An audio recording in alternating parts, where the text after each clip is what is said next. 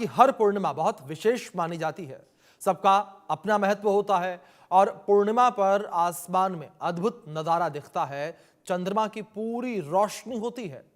पंचांग के मुताबिक आज पौष माह की पूर्णिमा है। साल 2026 की भी ये पहली पूर्णिमा है। खगोलविदों के अनुसार पौष पूर्णिमा को वुल्फ मून के नाम से जाना जाता है। भारतीय समय के अनुसार रात 10:45 के आसपास पृथ्वी सूर्य के सबसे पास के बिंदु पर होगी। इस कारण आज चंद्रमा यानी वुल्फ मून रोजाना से बड़ा और चमकदार दिखाई देगा। इस समय पृथ्वी और सूरज के बीच 14,70,99,894 किलोमीटर की दूरी है। पौष पूर्णिमा के दिन वुल्फ मून को नग्न आंखों से साफ तौर पर देखा जा सकेगा। हालांकि इस समय अच्छी खासी सर्दी भी पड़ रही है और बड़े शहरों में प्रदूषण भी ज्यादा है। ऐसे में चंद्रमा को बादल और प्रदूषण ढक सकते हैं।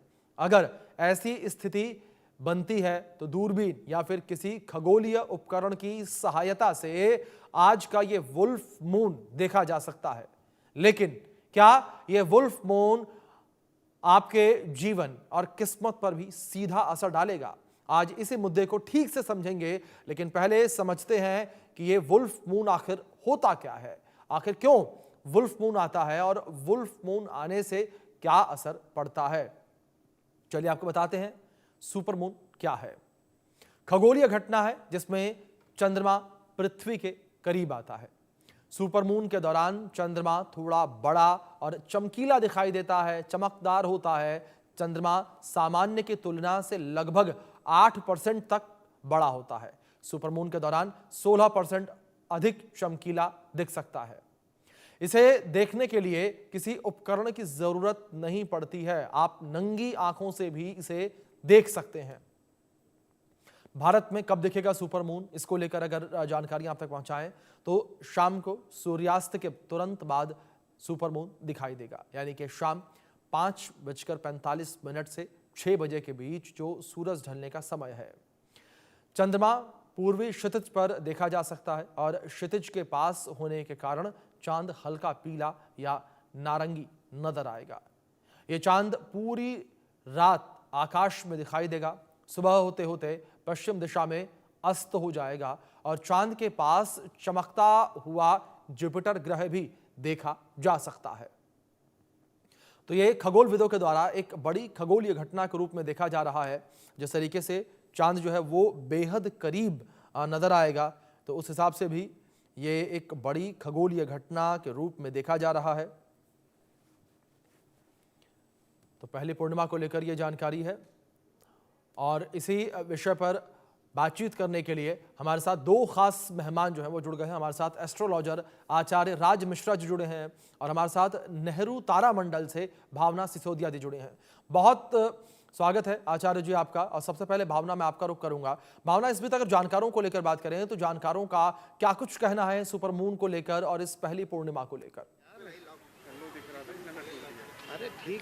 जी देखिए, कहा जा सकता है कि साल 2026 की शुरुआत में जिस तरीके से जो आकाशीय घटना है वो बेहद ही खास हो जाती है, क्योंकि आज के दिन जो पूर्णिमा के दिन जो आसमान में चांद देखने को मिलेगा वो सामान्य दिनों के हिसाब से बेहद ही अलग देखने को मिलेगा, जो कि आकार में भी बड़ा होगा और चमक में भी जो है वो ज्यादा चमक देखी जाएगी। मैं आपको बता दूं कि अगर इस चांद की बात की जाए जो आज रात को देखा जाएगा वो लगभग 10:45 पर जो है देखा जाएगा। पृथ्वी अपनी कक्षा में सूर्य के सबसे निकट पहुंच जाएगी और वहीं अगर इसकी बात की जाए तो पृथ्वी और सूर्य के बीच लगभग 14,70,99,894 किलोमीटर की जो है वो दूरी होगी। वहीं अगर इसकी बात की जाए कि उपसौर के दौरान पृथ्वी अपनी कक्षा में सबसे तेज गति से घूमती है तो जो लगभग 30.27 किलोमीटर प्रति सेकंड की होगी।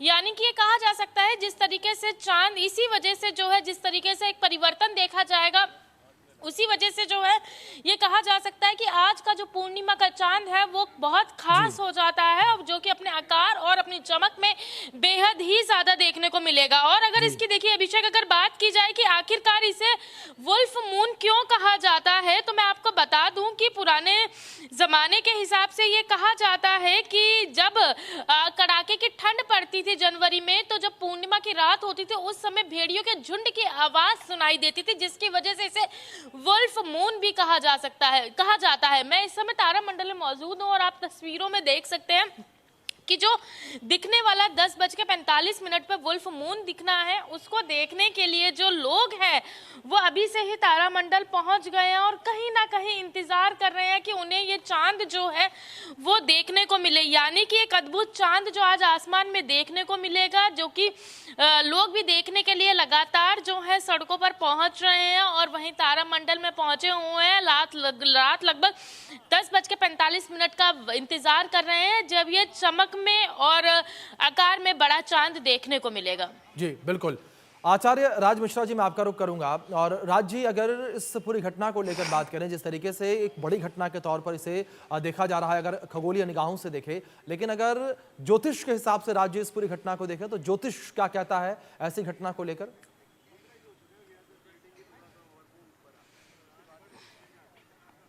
चंद्रमा बृहस्पति के साथ होगा, बृहस्पति 26 डिग्री पर और चंद्रमा आज 20 डिग्री पर है। दोनों बहुत नजदीक हैं और जब दोनों प्लैनेट इतने नजदीक होते हैं तो उसको गजकेसरी योग कहा जाता है। लेकिन एक बात ध्यान रखिएगा, आज हम सब लोग डिस्कस कर रहे हैं, मुझे बड़ी खुशी होती है और मुझे समझ आता है कि शायद जो हमारे पुरातन ऋषि मुनि रहे, जो साइंटिस्ट रहे, उनकी रिसर्च कितनी बेहतरीन थी। मतलब चंद्रमा साधारण मानव के नहीं, जो जीव जंतु हैं उनके मस्तिष्क को किस प्रकार से प्रभावित करता है, इस घटना को देख करके ये चीजें स्पष्ट रूप से पता चलती है। ज्योतिष के अंतर्गत चंद्रमा को मन का कारक कहा गया है। चंद्रमा मनसो जात चक्षुः सूर्यो जायता श्रोता द्वायुष प्राणश मुखादग्नि जायता। वेद ने चंद्रमा को स्पेशली मन का कारक कहा है। और चंद्रमा क्योंकि व्यक्ति के मस्तिष्क से लेकर के जो जीव जंतु इत्यादि हैं उसके मस्तिष्क को लेकर के, और अगर मैं समुद्र के अंतर तक की बात करूं तो उन सभी चीजों को प्रभावित करता है। तो जब भी चंद्रमा पृथ्वी के ज्यादा नजदीक आता है, बड़ा तभी नजर आ रहा है क्योंकि वो पृथ्वी के ज्यादा नजदीक होता है।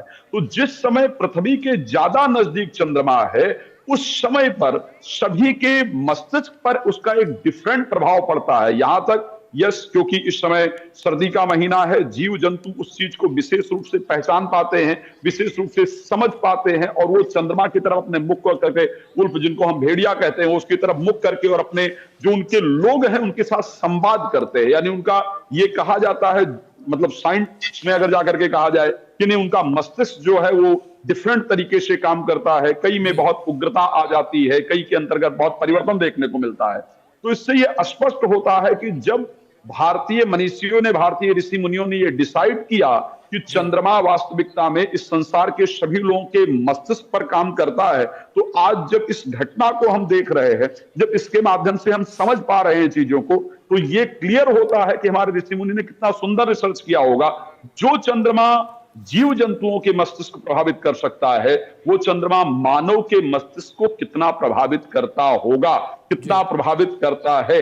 जो चंद्रमा समुद्र के अंतर्गत परिवर्तन ला सकता है, ज्वार-भाटा इत्यादि समुद्र के अंतर्गत आ सकता है, वो चंद्रमा हमारे मानव के मस्तिष्क को कितना प्रभावित करता होगा। हम सभी लोग शायद इस चीज को समझते हैं कि व्यक्ति के शरीर के अंतर्गत अगर देखा जाए तो 75% करीब, 70% करीब माना जाता है कि 70 से 75% हमारे शरीर के अंदर पानी है, लिक्विड है, राइट।